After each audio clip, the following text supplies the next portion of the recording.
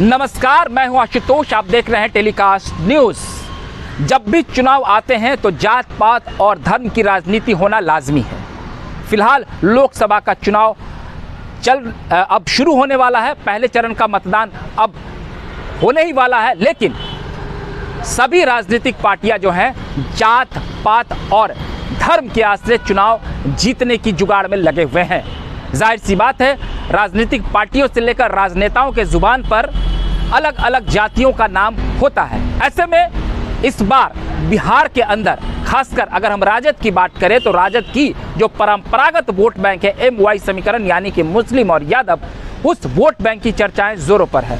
जोरों पर इसलिए है कि अल्पसंख्यक समुदाय के बीच में इस बार राजद के प्रति खासी नाराजगी दिख रही है। उसी का परिणाम है कि राजद के पूर्व राज्यसभा सांसद अशफाक करीम ने फिलहाल पार्टी से इस्तीफा दे दिया है। जी हां, अशफाक करीम सीमांचल के काफ़ी कद्दावर नेताओं में शुमार हैं और अल्पसंख्यक समुदाय के एक बड़े नेता हैं।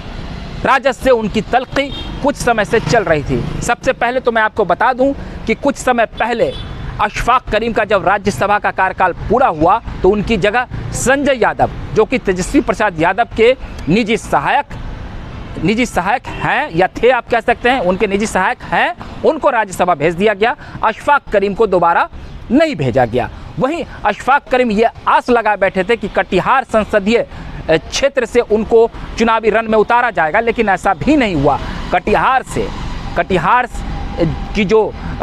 कटिहार लोकसभा से उनका नाम काट दिया गया और इस लोकसभा को कांग्रेस के खाते में भेज दिया गया और वहां से तारिक अनवर चुनावी रण में उतर चुके हैं। तो ऐसे में अब देखा जाए तो अशफाक करीम अब काफ़ी गुस्से में है और वो कह रहे हैं कि अब अल्पसंख्यक समुदाय के भीतर राजद को लेकर काफ़ी नाराज़गी है। अल्पसंख्यक समुदाय की हितैषी राजद नहीं है और सीमांचल में उसे इसका परिणाम भुगतना पड़ेगा।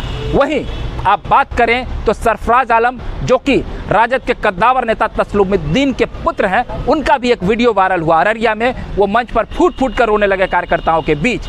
वहाँ से शाहनवाज आलम को राजद का उम्मीदवार बनाया गया है, उनके टिकट को काट दिया गया। आप ये जानते होंगे कि सीमांचल के इलाके में तस्लीमुद्दीन की तूती बोलती थी और उनके जगह उपचुनाव में सरफराज आलम को चुनावी रण में उतारा गया था, लेकिन सरफराज आलम को भी टिकट नहीं दिया गया। तो सरफराज आलम भी राजद का पुरजोर विरोध कर रहे हैं, वहीं अशफाक करीम भी विरोध कर रहे हैं। तो वही बात अगर सिवान की कर लें तो सिवान में हिना साहब, ये तीन जो अल्पसंख्यक नाम हैं वो राजद में काफ़ी भारी पड़ने वाले हैं। तो हिना साहब को राजद ने टिकट नहीं दिया।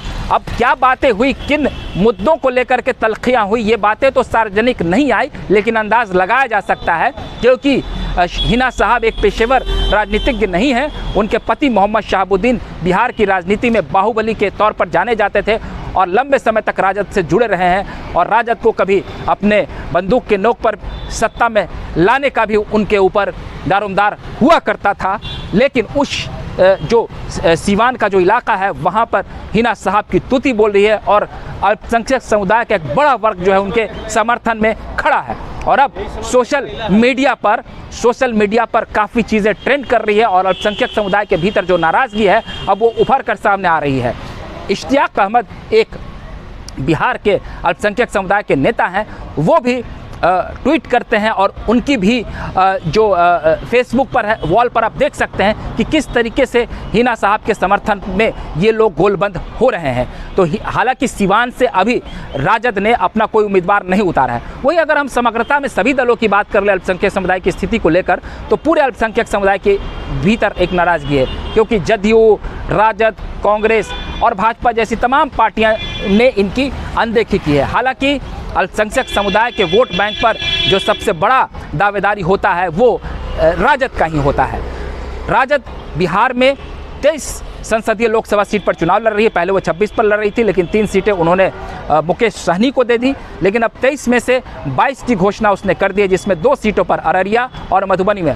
अररिया में उन्होंने शाहनवाज आलम को अपना उम्मीदवार बनाया है, तो वहीं मधुबनी में भी उन्होंने अली अशरफ फातिमी को चुनावी रण में उतारा है।